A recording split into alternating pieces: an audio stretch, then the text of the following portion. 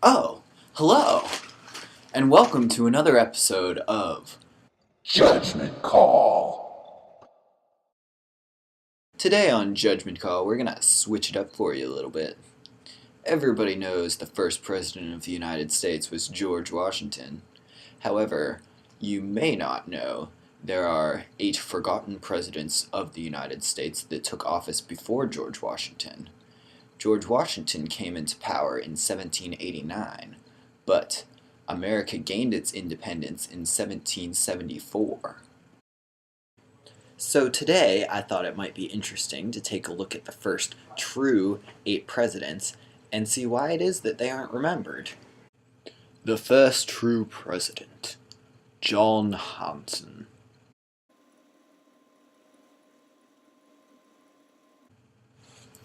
I am John Hanson.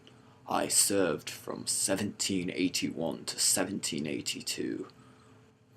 My family was a powerful and influential family. I was an acknowledged expert in juricalism of Anselm and practical philosophy of Seneca. In 1777, I was a member of Congress where I became a brilliant administrator. I was the first president to serve a full term after the Articles of Confederation had been ratified. President number 2, Elias Boudinot. Elias didn't do anything that impressive. He didn't sign any important legislation. He didn't lead an army. He spent most of his time in foreign diplomacy. He earned his respect during the times of Benedict Arnold. President number 3, Thomas Mifflin. He served as Washington's aide-de-camp. He was the man to accept Washington's resignation letter. He was a controversial figure, accused of selling army surplus supplies. He was a well-known drunkard, but had a magnetic personality and was an effective speaker. Number 4, Richard Henry Lee. He was all about colonial freedom. His family owned tons of plantation land in Virginia, but he chose the life of an aristocrat instead. Before he was president, he led a protest on the British Stamp Act. President number 5, John Hancock. George Washington was his rival, and he openly opposed Britain before the Revolution. He had to step down and was preceded by President number 6, Nathaniel Gorham. A self-made man, a successful Boston merchant.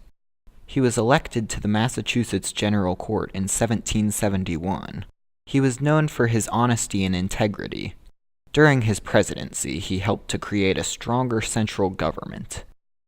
President number 7, Arthur St. Clair. He was the only president born on foreign soil.